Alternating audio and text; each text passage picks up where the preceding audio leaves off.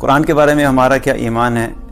ذالک الکتاب لا ریب فیہ، اس کتاب میں کسی قسم کی کوئی شک کی گنجائش نہیں ہے۔ ہمارا ایمان کیا ہے کہ اللہ تعالیٰ نے قرآن میں جو کچھ بھی فرمایا ہر چیز برحق ہے، اس کی ہر آیت، اس کا ہر حرف، اس کا ہر لفظ وہ برحق ہے۔ اور اللہ تعالیٰ نے قرآن میں جہاں جہاں پر بھی جس چیز کا وعدہ کیا ہے وہ بھی برحق ہے، جس عمل کے کرنے پہ جس انعام کا وعدہ ہے وہ بھی برحق ہے۔ اور اللہ کے بارے میں ہمارا ایمان یہ بھی ہے کہ اللہ تعالیٰ اپنے وعدے کے خلاف نہیں کرتا۔ ان اللہ لا یخلف المیعاد، اللہ تعالیٰ کبھی بھی اپنے وعدے کے خلاف نہیں کرتا۔ تو جو بھی اللہ تعالیٰ نے کمٹمنٹ کی ہے قرآن میں وہ ضرور پوری کرتا ہے۔ اب اللہ تعالیٰ نے قرآن میں بہت ساری جگہوں پہ ہمارے مسائل کا حل دیا ہے۔ ہماری زندگی میں بہت سارے پرابلمز ہوتے ہیں، بہت سارے چیلنجز ہوتے ہیں، اور پھر ہم ان کے لیے سولوشنز مانگتے ہیں کہ اس کا سولوشن کیا ہے، جو بھی مسئلہ ہماری زندگی میں آیا ہے اس کا حل کیا ہے۔ اب اللہ تعالیٰ نے جب ہمیں بنایا ہے، ہمیں پیدا کیا ہے، تو آبویسلی اللہ تعالیٰ نے ہمیں ایسے تو نہیں چھوڑا ہوگا کہ ہمیں بنا دیا اور ہمارے مسائل آتے رہے اور ہمیں مسائل کا حل نہیں بتایا۔ اللہ تعالیٰ نے ہمیں قرآن و سنت میں ہمارے تمام مسائل کا حل دیا ہے۔ فرق صرف یہ ہوتا ہے کہ کئی دفعہ ہمیں علم نہیں ہوتا ہے کہ مسئلہ تو آ گیا، اس کا حل کیا ہے۔ ہماری زندگی کی ضروریات میں سے ایک ضرورت کیا ہے؟ رزق۔ ہمیں کھانا چاہیے، ہمیں گھر چاہیے، ہمیں اپنے بچوں کے لیے، فیملی کے لیے ضروریات کو پورا کرنے کے لیے رزق چاہیے ہوتا ہے، اور یہ ہماری ضرورت ہے۔ اور یہ رزق ہماری زندگیوں میں کبھی زیادہ ہوتا ہے، کبھی کم ہوتا ہے، اور اس رزق کے بارے میں اللہ تعالیٰ سے مانگنا، حلال طریقے سے اس کو حاصل کرنا اور اس کی کشادگی ہونا، اس میں کوئی غلط بات بھی نہیں ہے۔ بلکہ رسول اللہ صلی اللہ علیہ وسلم نے ہمیں اس چیز کا حکم دیا کہ اللہ سبحانہ تعالیٰ سے کبھی بھی آزمائش نہیں مانگنی چاہیے، کبھی بھی تنگی نہیں مانگنی چاہیے۔ ربنا آتنا فی الدنیا حسنہ وفی الآخرۃ حسنہ وقنا عذاب النار، دنیا بھی بہترین مانگو، آخرت بھی بہترین مانگو، اور جہنم کے عذاب سے بچنے کے لیے بھی دعا کرنے کا حکم دیا۔ تو دنیا بہترین مانگنا اس میں کوئی غلط بات نہیں ہے۔ اور دنیا کے اعتبار سے جو رزق ہے ہمارا، یہ سب سے اہم چیز ہوتی ہے کہ ہم جس کو دنیا کو ڈیفائن کرتے ہیں نا کہ ہماری دنیا کی زندگی کیسی ہے، اس میں ہمارا جو سب سے پہلی چیز ہوتی ہے اور مین فوکس ہوتا ہے وہ رزق کے اوپر ہوتا ہے۔ اب رزق جو ہے، یہ سب سے پہلے ہمیں یہ پتہ ہونا چاہیے کہ رزق کے فیصلے آتے کہاں سے ہیں۔ یہ رزق کے فیصلے اللہ کی طرف سے آتے ہیں۔ رزق ہمارے کنٹرول میں نہیں ہے، رزق ہماری جاب کے کنٹرول میں نہیں ہے، رزق ہمارے بزنس کے کنٹرول میں نہیں ہے، رزق ہماری کمپنیز ہمیں نہیں دیتی، رزق ہماری کمپنیز کے جو اونرز ہیں وہ ہمیں نہیں دیتے۔ یہ تمام فیصلے جو رزق ہیں یہ اللہ کے کنٹرول میں اور اللہ تعالیٰ نے اپنے قبضہ قدرت میں رکھا ہوا ہے۔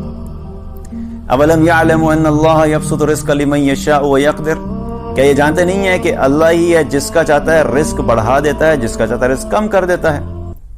امن ھذا الذی یرزقکم ان امسک رزقہ، اگر اللہ تمہارا رزق کم کر دے، رزق بند کر دے، تو کون ہے جو تمہیں رزق دے سکتا ہے؟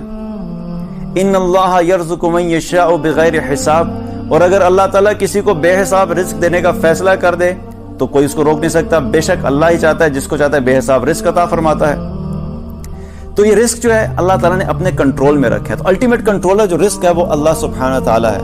اب اللہ سبحانہ تعالیٰ نے جب رزق کو کنٹرول کیا ہے تو اللہ تعالیٰ نے کچھ راستہ بھی تو بتایا ہوگا کہ وہ کون سے ایسے طریقے ہیں کہ جن کے ذریعے سے تم اللہ سبحانہ تعالیٰ سے اپنے رزق میں کشادگی حاصل کر سکتے ہو۔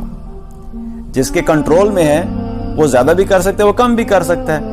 تو ہمیں اگر ہمارا وہ کنیکشن اللہ سے اسٹیبلش ہو جائے اور ہمیں وہ طریقہ پتہ لگ جائے کہ ہم نے اپنے رزق کو کیسے بڑھوانا ہے، تو انشاءاللہ تعالیٰ ہمارے رزق میں کشادگی ہو جائے گی۔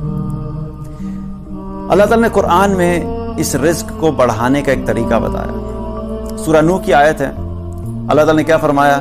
فَقُلْتُ أَسْتَغْفِرُ رَبَّكُمْ إِنَّهُ كَانَ غَفَّارًا، تو اپنے رب کے بارگاہ میں توبہ کرو، استغفار کرو، بے شک وہ بہت زیادہ معاف کرنے والا ہے۔ یرسل السماء علیکم مدرارا، جب تم استغفار کرو گے تو پہلی چیز تمہیں کیا دے گا؟ آسمان سے تمہارے لیے موسلادھار بارش عطا فرمائے گا، تمہیں موسلادھار بارش عطا فرمائے گا۔ تو استغفار کیا، استغفار کے بدلے میں اللہ کی طرف سے کیا کمٹمنٹ ہے کہ وہ تمہیں موسلادھار بارش عطا فرمائے گا۔ حضرت عمر رضی اللہ عنہ کے دور میں ایک وقت ایسا آیا کہ بارش نہیں ہو رہی تھی۔ اب میں آپ کو یقین بتا رہا ہوں کہ یقین کیسا تھا صحابہ کا اللہ کی ان آیات کے اوپر۔ آج ہمارا ایمان تو ہے لیکن ہمارا یقین کمزور ہے. ان کا ایمان بھی تھا اور یقین بھی تھا. ان کا ایمان بھی بہت مضبوط تھا اور یقین بھی بہت مضبوط تھا.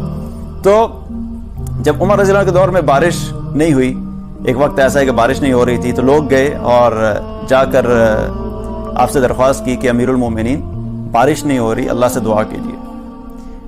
تو آپ نے کیا کیا؟ آپ سب کو لے کر باہر نکل گئے بارش کی دعا کرنے کے لیے. اب جب باہر لے کر نکلے تو میدان میں جا کے استغفار کیا، توبہ کی، گناہوں کی معافی مانگی اور واپس آ گئے. جب واپس آئے تو لوگوں نے آ کے پوچھا کہ اے امیر المومنین، آپ نے بارش کی تو دعا ہی نہیں کی، گئے کس لیے تھے؟ بارش کی دعا کرنے کے لیے، اور استغفار اور توبہ کر کے واپس آ گئے.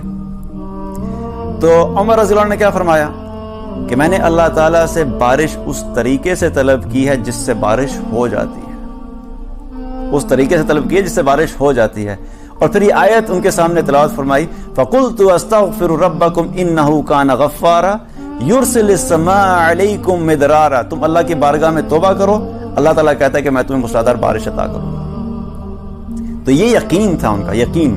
آج ہمارا یقین کمزور ہے. سولوشن اویلیبل ہوتا ہے لیکن ہمارا چونکہ یقین کمزور ہوتا ہے، اس لیے ہمارے ساتھ وہ ہوتا بھی نہیں، اور پھر ہم کیا کہتے ہیں کہ ہمارے ساتھ تو نہیں ہو رہا، ہمیں تو اللہ تعالیٰ نہیں دے رہا. تو یہ یقین تھا ان لوگوں کا کہ اللہ تعالیٰ نے قرآن میں جب کمٹمنٹ دی ہے وہ پوری ہوگی. اب اسی آیت میں آگے اللہ تعالیٰ نے دوسری کمٹمنٹ کیا کی؟ وَيُمْدِدْكُمْ بِأَمْوَالٍ.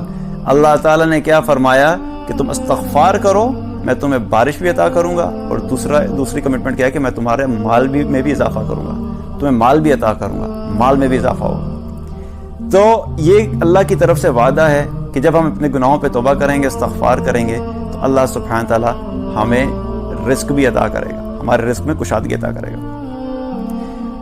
رسول اللہ صلی اللہ علیہ وسلم نے، ابن ماجہ کی ایک حدیث ہے جس میں آپ صلی اللہ علیہ وسلم نے فرمایا کہ جو شخص بھی اللہ کی بارگاہ میں کثرت سے توبہ کرتا ہے، اپنے گناہوں کی معافی طلب کرتا ہے، اس کے بارے میں کیا فرمایا کہ اس کو 3 انعام اللہ تعالیٰ عطا فرماتے ہیں. 3 انعام. پہلا انعام اللہ کی طرف سے کیا ہوتا ہے؟ جو شخص کثرت سے استغفار کرتا ہے، اللہ سبحانہ و تعالیٰ اس کو ہر غم سے نجات عطا فرماتے ہیں. کثرت سے استغفار کی، اللہ تعالیٰ ہر غم سے نجات عطا فرماتے ہیں. دوسرا انعام اللہ کی طرف سے کیا ملتا ہے؟ اللہ تعالیٰ ایسے شخص کی ہر مشکل کو آسان کر دیتے ہیں، اس کو ہر مشکل سے نکال دیتے ہیں. اور تیسرا انعام اللہ تعالیٰ کیا فرماتا ہے کہ ایسے شخص کو اللہ تعالیٰ رزق ایسی جگہ سے مہیا کرتا ہے جہاں سے وہ سوچ بھی نہیں سکتا. اب قرآن میں اللہ نے کمٹمنٹ دی، تم استغفار کرو، میں تمہارے رزق کو بڑھا دوں گا.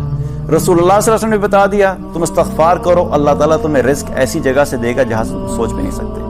اور قرآن اور کے بارے میں اور رسول اللہ صلی اللہ علیہ وسلم کے بارے کی بتائی ہوئی باتوں کے بارے میں، احکامات کے بارے میں ہمارا ایمان کیا ہے کہ وہ 100% حق ہیں اور وہ 100% سچ ہیں. تو ہمیں کرنا کیا ہے کہ ہمیں اپنی زندگی میں یہ دیکھنا ہے کہ ہمارے رزق میں کمی آ کیوں رہی ہے، اور اس رزق کی کمی کو دور کرنے کے لیے ہمارے پاس جو سولوشن ہے وہ اللہ تعالیٰ نے یہ عطا فرمایا. اب فرق کدھر آتا ہے؟ مسئلہ کہاں پہ آتا ہے؟ پہلا فرق وہاں پہ آتا ہے کہ ہمارے علم کی کمزوری ہوتی ہے، ہمیں علم پتہ ہی نہیں ہوتا. اب میں آپ کو اگزامپل دیتا ہوں، اس سے بات سمجھ آ جائے گی. کوئی بھی گاڑی اگر اچھی گاڑی ہے، بہت ایکسپینسو کار ہے، جو مینوفیکچرر گاڑی بناتا ہے، اب اس نے گاڑی تو بنا دی اور بڑی زبردست بنا دی اور ساری دنیا میں مشہور بھی گاڑی بہت زبردست ہے، لیکن اس گاڑی کے اندر پرابلم کیا ہے کہ اس گاڑی کو پتہ نہیں کہ آپریٹ کیسے کرنا ہے. اگر اس میں مسئلہ آ گیا تو اس کے جو آفٹر سیل سپورٹ ہے اس کے لیے کسی میکینک کو یہ پتہ ہی نہیں کہ اس کو ٹھیک کیسے کرنا ہے. تو گاڑی چاہے جتنی مرضی ایکسپینسو ہوگی وہ فلاپ ہو جائے گی. کیوں فلاپ ہو جائے گی؟ کیونکہ بنانے والے نے یہی نہیں بتایا کہ اگر مسئلہ آ جائے گا تو اس مسئلے کو حل کیسے کرنا ہے. اسی طریقے سے اللہ سبحانہ تعالیٰ ہمارا مینوفیکچرر ہے، ہمارا کریٹر ہے. جب اللہ تعالیٰ نے ہمیں بنایا ہے تو اللہ کو پتا تھا کہ ہماری زندگی میں کچھ مسائل آئیں گے. تو جب مسائل آئیں گے تو ایسا تو نہیں کہ اللہ تعالیٰ نے ہمیں چھوڑ دیا. تو اللہ تعالیٰ نے ان مسائل کا حل ہمیں دیا ہے کہ دیکھو تمہاری زندگی میں جب مسئلہ آئے تم یہ عمل کر لو، اس عمل کے ذریعے سے تمہارا مسئلہ حل ہو جائے گا.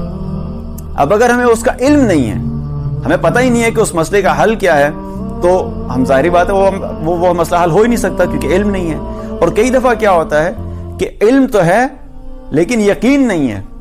پتہ ہے کہ ہاں بھی استغفار کرنے سے اللہ تعالیٰ رزق میں فراوانی کر دے گا، رزق بڑھا دے گا، لیکن نہ توبہ کرتے ہیں نہ استغفار کرتے ہیں تو مسئلہ حل نہیں ہوگا. اور کئی دفعہ ہوتا ہے کہ یقین بھی ہوتا ہے لیکن عمل نہیں ہوتا. پتہ بھی ہے کہ ہاں اللہ تعالیٰ استغفار کرنے سے رزق میں کشادگی کرتا ہے، توبہ کرنے سے رزق میں کشادگی ہوتی ہے، یہ بھی یقین ہے کہ ہاں ہوتا بھی ہے، لیکن عمل نہیں کریں گے تو فائدہ نہیں ہے. تو یہ تینوں چیزیں ضروری ہیں, اس کا علم ہونا, یقین ہونا اور پھر عمل بھی ہونا.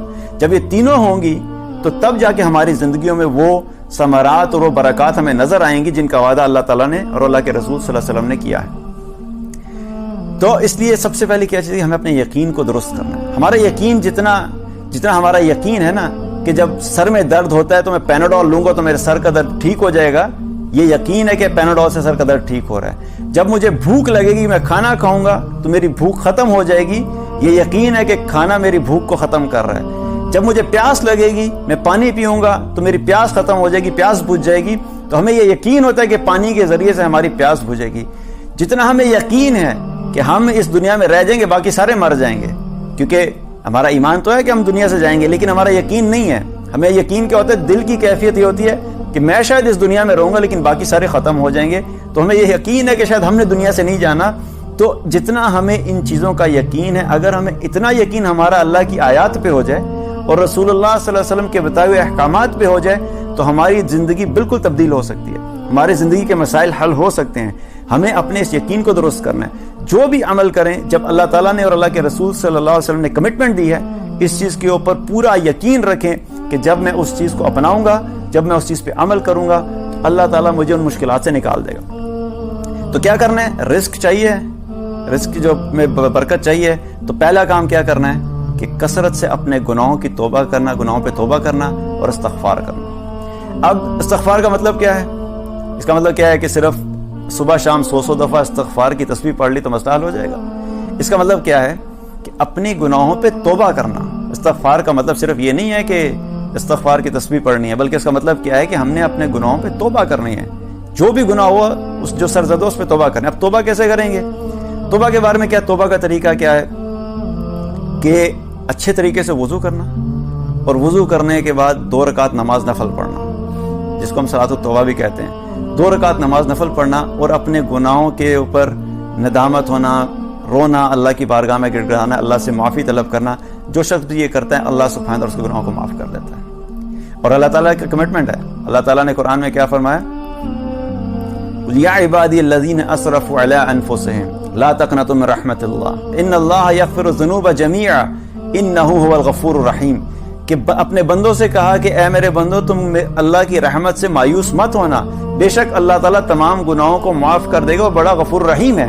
اللہ نے کمٹمنٹ دی ہے کہ جب تم توبہ کرو گے تو اللہ تعالیٰ تمہارے گناہوں کو ضرور معاف کرے گا.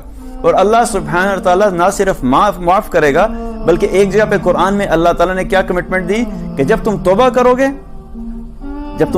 گے الا من تاب وآمن وعمل عملا صالحا فاولئک یبدل اللہ سیئاتہم حسنا. اللہ سبحانہ تعالیٰ یہاں پر یہ کمٹمنٹ نہیں دے رہا کہ میں صرف گناہ معاف کر دوں گا, بلکہ اللہ کی طرف سے وعدہ ہے, کمٹمنٹ ہے کہ جب تم اللہ کی بارگاہ میں توبہ کرو گے, جو شخص بھی توبہ کرے گا, ایمان لے آئے گا, نیک اعمال کرنا شروع کر دے گا, اللہ تعالیٰ فرماتا ہے کہ میں اس کے گناہوں کو نیکیوں سے تبدیل کر دوں گا. تو اللہ تعالیٰ گناہوں کو نیکیوں سے تبدیل بھی کر دے گا. تو استغفار کا مطلب کیا ہے کہ ہم نے اپنے گناہوں پہ توبہ کرنی ہے. جب ہم توبہ کثرت سے کریں گے تو اللہ تعالیٰ اس کے ذریعے سے ہمارے رزق میں برکت عطا فرمائے گا. اب توبہ کرنے کے لیے شرط کیا ہے؟